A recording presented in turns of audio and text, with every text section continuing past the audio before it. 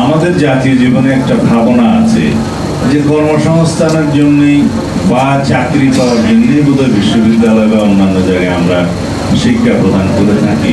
বিশ্ববিদ্যালয়ের প্রধানতম আইডিয়াটা হচ্ছে এটা গবেষণাধর্মী শিক্ষা প্রতিষ্ঠান, উচ্চতর শিক্ষা প্রতিষ্ঠান, মুক্ত চিন্তার শিক্ষা প্রতিষ্ঠান।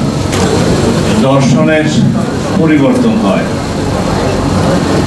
কার্ল মার্কস তার লেখায় বলেছিলেন যে সর্বকালহর কোনো সাউথ টাউনে হোক আপনার স্বপ্নের আবাসন, আগে দখল পরে মূল্য পরিশোধ। কর্ম পরিকল্পনা বিনির্মাণ তার কাজ নয়। তার মানে সময়ের বিবর্তনের সাথে সাথে সেই সমাজ এবং সেই মানুষের চাহিদার সাথে সাথে দর্শনকে পরিবর্তন করতে হয়, অ্যাডজাস্ট করতে হয়।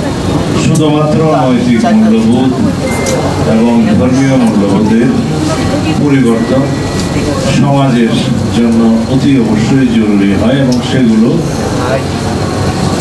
যেহেতু পরিবর্তনশীল নয়, মানুষের মানবিক মূল্যবোধগুলো শিক্ষার মাধ্যমে সেটা দৃষ্টিভঙ্গি এবং ব্যবহারের পরিবর্তন সাধন করতে হয়।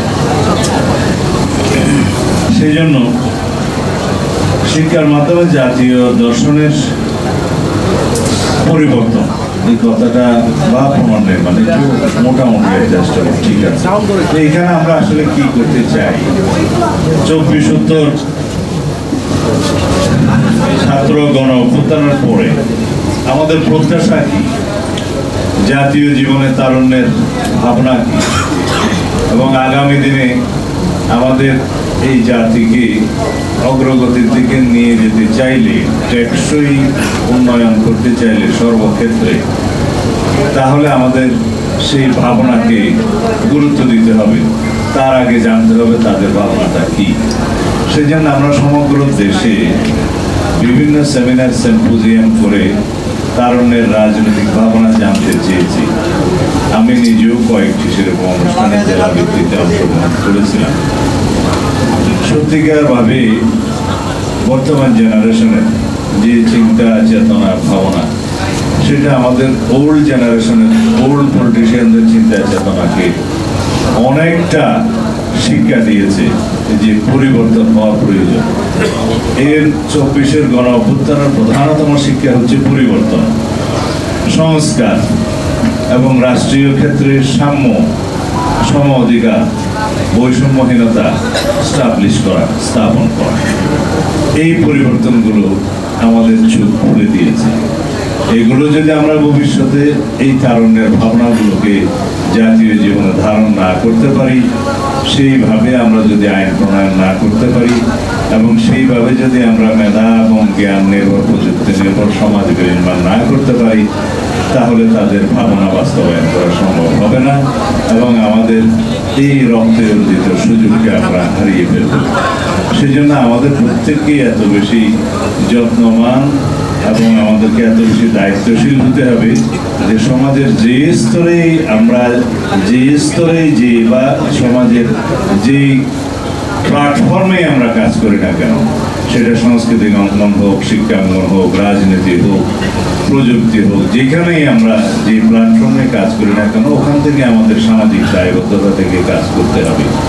আপনাদের সেই ভূমিকা অনেক বেশি অগ্রগণ্য যদি আপনারা সবাই সামনে শিক্ষকতায় জড়িত থাকেন, সেই হিসাব ধরে নিয়ে আমি বলছি। কারণ যে তারুণ্যকে আপনারা পরিচালিত করবেন, সেই তারুণ্যকে আপনারা শিক্ষিত করে তুলবেন সেইভাবে। আমাদের জাতীয় জীবনে একটা ভাবনা আছে যে কর্মসংস্থানের জন্যই বা চাকরি পাওয়ার জন্যই বোধহয় বিশ্ববিদ্যালয় বা অন্যান্য জায়গায় আমরা শিক্ষা প্রদান করে থাকি। এই আইডিয়া থেকে আসলে আমাদেরকে মুক্তি হতে হবে। বিশ্ববিদ্যালয়ের প্রধানতম আইডিয়াটা হচ্ছে এটা গবেষণাধর্মী শিক্ষা প্রতিষ্ঠান, উচ্চতর শিক্ষা প্রতিষ্ঠান, মুক্ত চিন্তার শিক্ষা প্রতিষ্ঠান। এখানে শুধু কর্মীর হাত বানানোর জন্য বিশ্ববিদ্যালয় সৃজন করা হয় না। উন্নত বিশ্বে একটা পর্যায়ের পরে বিশ্ববিদ্যালয়ে কেউ আসে না, মাস্টার ডিগ্রি বা পিএইচডি করতে আসে না। তার আগেই কর্মসংস্থানের জন্য সবাই যারা এমপ্লয়েড হয় তারা সেখানে চলে যায়।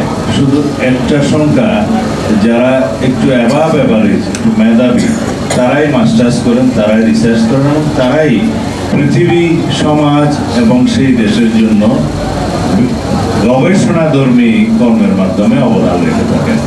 কেউ সমগ্র পৃথিবীর জন্য তার রিসার্চকে স্থাপন করেন, কেউ সেই দেশের জন্য, কেউ সেই সমাজের জন্য এবং সেক্টরাল অবদানের জন্য, যেমন এগ্রিকালচার সহ বিভিন্ন বিষয়ে জলবায়ু ভিত্তিক গবেষণার মাধ্যমে সেই সেক্টরকে উন্নয়ন করে থাকেন।